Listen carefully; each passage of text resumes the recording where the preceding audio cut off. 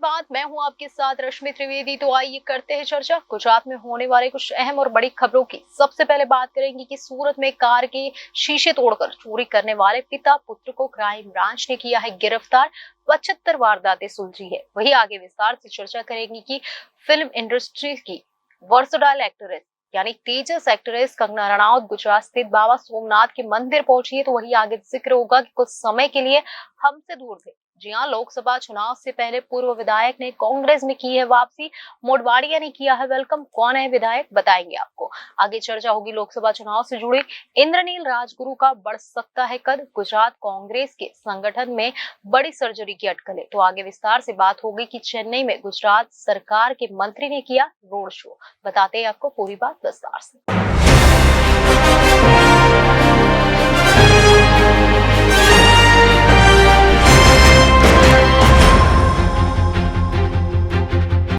तो आइए शुरू करते हैं गुजरात की बात का सफर और खबरें बताते हैं आपको विस्तार से।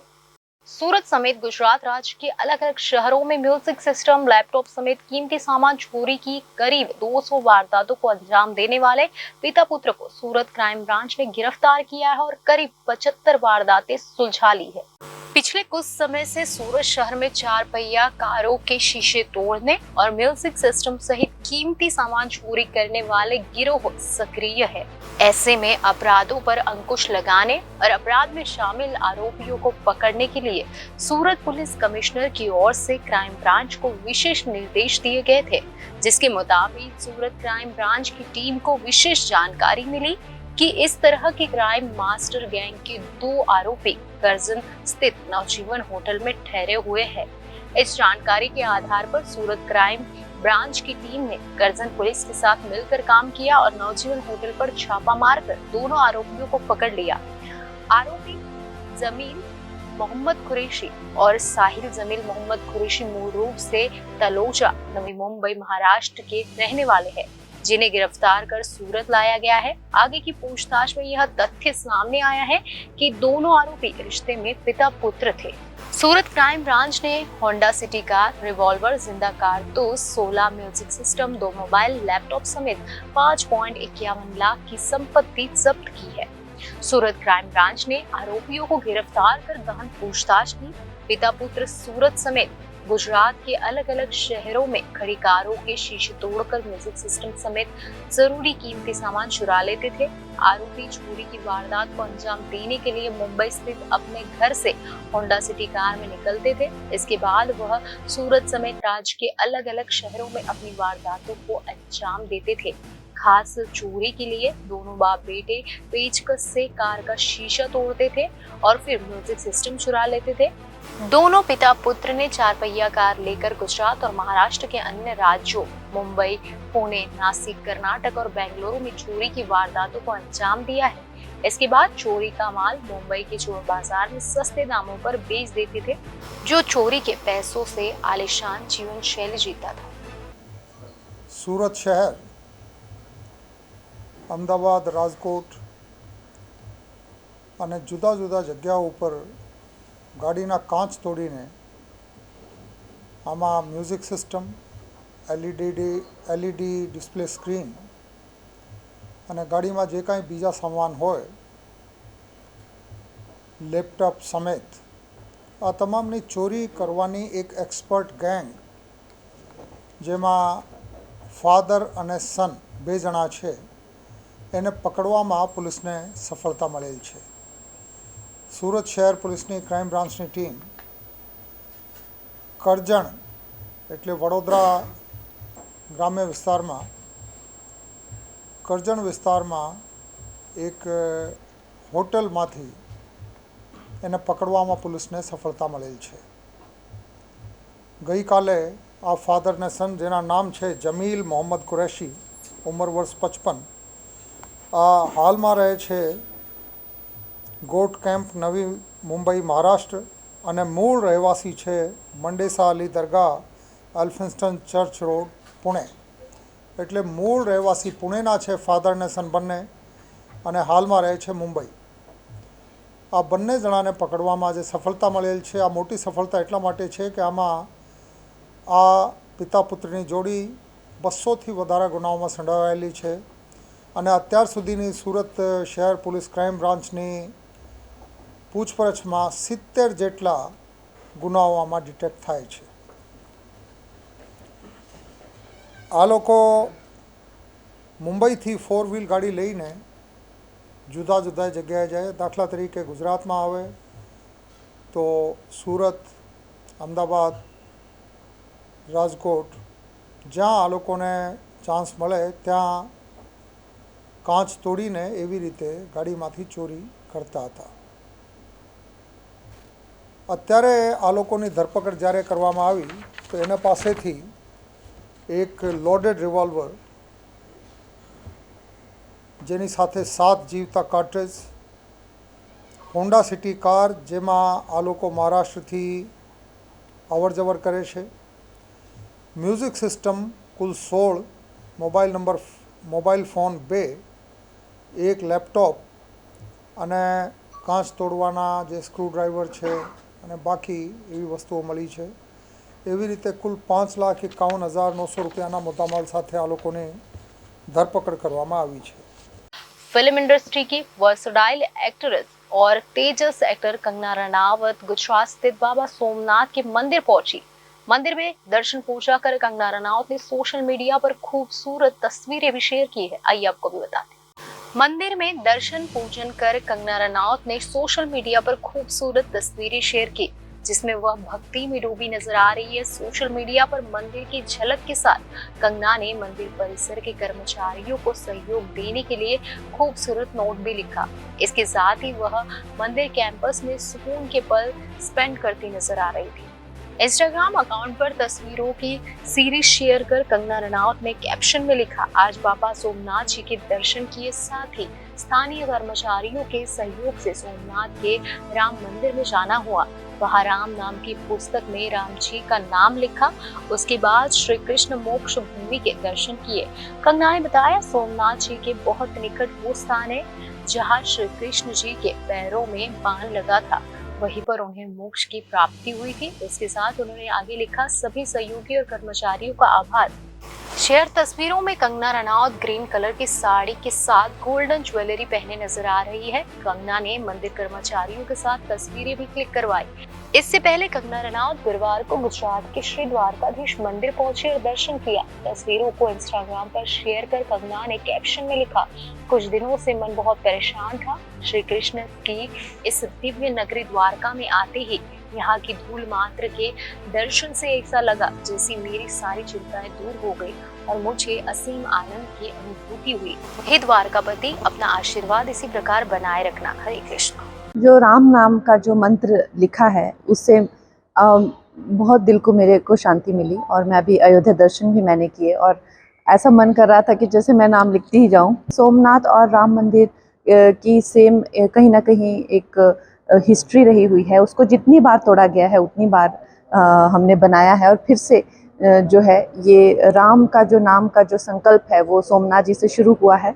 और मैं तो यही कहूँगी कि भारी से भारी मात्रा में जो हमारे सनातन के बंधु हैं उनसे कहूँगी कि भारी से भारी मात्रा में आके ये मंत्र यहाँ पे लिखें, ताकि पूरे विश्व के सामने ये एक मिसाल बन के रह जाए कि आप जितनी बार भी एक बार तोड़ेंगे, हम करोड़ों बार जो है अरबों बार राम का नाम लेंगे. नरेंद्र मोदी जी प्रधानमंत्री जी, मैं तो कहती हूँ वो एक साधारण मनुष्य नहीं है, वो तो एक तरह से अवतार ही है. तो सनातन का उद्धार के लिए, इस देश का उद्धार के लिए, विश्व का भी उद्धार कर रहे हैं वो. तो वो इस मिट्टी के वो बेटे हैं, इस मिट्टी से वो जन्मे हैं. तो इसके लिए उनका, सोमनाथ के लिए उनकी श्रद्धा तो किसी के से बढ़कर है. किसी से आप उनकी इसकी समानता नहीं कर सकते. तो उन्होंने जो भी ट्रस्ट के लिए किया है और आगे भी करेंगे, इतना भव्य मंदिर है, जितनी आपने जैसे कहा क्लीनलीनेस है और उसमें जिस तरह से अनुशासन है, वो डेफिनेटली वो एक एग्जाम्पलरी है. लेकिन आगे भी हम यही चाहेंगे कि सनातन का झंडा जो है पूरे विश्व में लहराए. लोकसभा चुनाव से पहले गुजरात में पार्टी को फिर से मजबूत करने में जुटी कांग्रेस को नर्मदा जिले में सफलता मिली है. पार्टी ने अपने जिस सीटिंग विधायक का टिकट काट दिया था, उन्होंने पार्टी में फिर वापसी की है. पार्टी ने यहां दूसरे प्रत्याशी की हार पर निलंबित कर दिया था. पिछले साल गुजरात विधानसभा चुनाव के बाद कांग्रेस से निलंबित किए गए पूर्व विधायक पीडी वसावा फिर कांग्रेस में लौट आए हैं. पार्टी ने चुनाव से पहले पीडी वसावा को पार्टी विरोधी गतिविधियों के आरोप में निलंबित किया था। 4 बार के विधायक पीडी वसावा अपने समर्थकों के अहमदाबाद स्थित राजीव भवन में फिर से पार्टी में शामिल हुए। गुजरात कांग्रेस के पूर्व अध्यक्ष अर्जुन मोढवाडिया और उनके सहयोगी हिम्मत सिंह पटेल ने पार्टी में उनका स्वागत किया। वसावा की कांग्रेस में घर वापसी की मुहिम को प्रदेश प्रमुख शक्ति सिंह गोहिल की पहल से जोड़कर देखा जा रहा है, जिसमें उन्होंने पार्टी छोड़कर गए नेताओं और शुभचिंतकों से वापसी की अपील की थी। वसावा की वापसी से कांग्रेस को नर्मदा जिले में मजबूती मिलेगी। वसावा को कांग्रेस ने विधानसभा चुनाव में नर्मदा जिले के नंदोद से टिकट देने से इनकार कर दिया था, जहां से वह उस समय विधायक थे। कांग्रेस इस आदिवासी सीट पर भाजपा से हार गई थी। पार्टी उम्मीदवार हरीश वसावा की हार के लिए स्थानीय नेताओं द्वारा उन पर उंगली उठाने के बाद कांग्रेस ने पीडी वसावा को निलंबित कर दिया था। कांग्रेस से निलंबित होने के बाद पीडी वसावा किसी भी पार्टी में शामिल नहीं हुए थे। मोढवाडिया ने कहा कि 4 बार के विधायक वसावा कुछ समय के लिए हमसे दूर थे, लेकिन आज वह हमारे साथ वापस आ गए हैं। मैं उनका स्वागत करता हूं। कांग्रेस ने हमेशा आदिवासी आबादी के लिए काम किया है और करती रहेगी। पूर्व विधायक ने राज्य की बीजेपी सरकार की आलोचना की। उन्होंने कहा कि बीजेपी शासन में गुजरात के लोग मुश्किलों का सामना कर रहे हैं। युवाओं को नौकरियां नहीं मिल रही है, उच्च शिक्षा गरीबों की पहुंच से बाहर हो गई है और किसान पीड़ित है। गुजरात में सत्ता परिवर्तन की जरूरत है। नर्मदा जिले में अभी कांग्रेस के पास कोई विधायक नहीं है।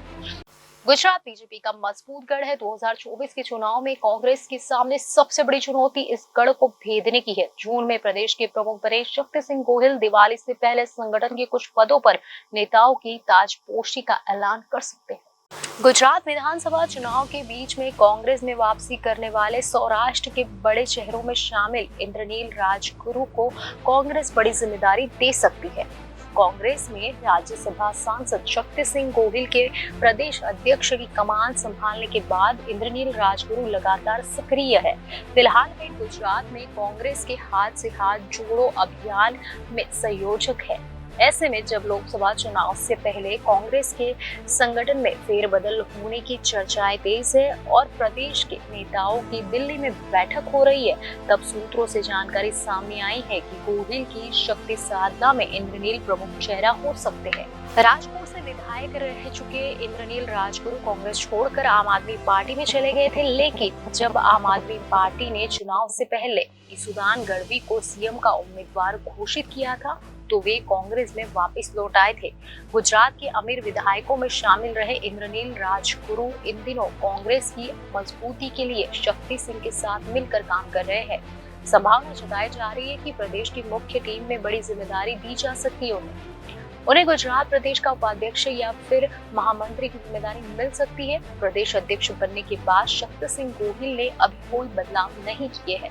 संगठन में काफी सारे पद भी खाली पड़े हैं। राज्यसभा सांसद शक्ति सिंह गोहिल को पीएम मोदी और अमित शाह के गृह राज्य गुजरात में कड़ी परीक्षा देनी है। भावनगर से ताल्लुक रखने वाले शक्ति सिंह के सामने 2024 के चुनाव में खाता खोलने की बड़ी चुनौती है। पिछले 2 लोकसभा चुनाव से पार्टी शून्य है।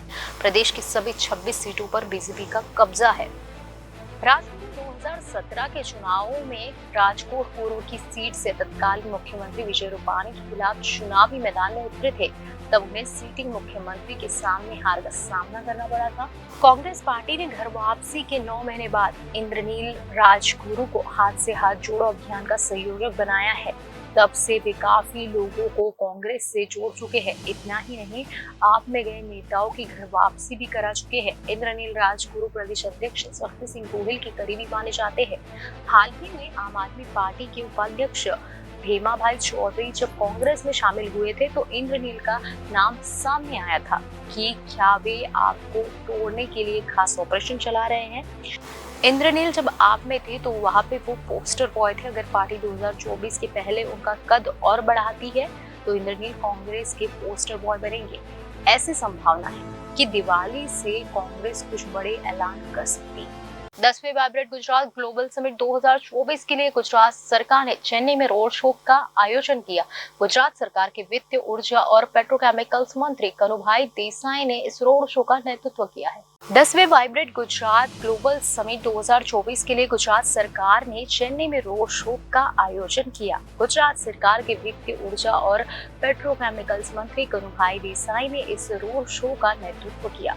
इस अवसर पर गुजरात सरकार के अधिकारियों सहित कई प्रतिष्ठित उद्योगपति भी वहां उपस्थित थे। इससे पूर्व राज्य सरकार ने दिल्ली में कर्टन रेजर इवेंट समेत मुंबई, चंडीगढ़, कोलकाता और जापान में आयोजित राष्ट्रीय व अंतर्राष्ट्रीय स्तर के आयोजन किए।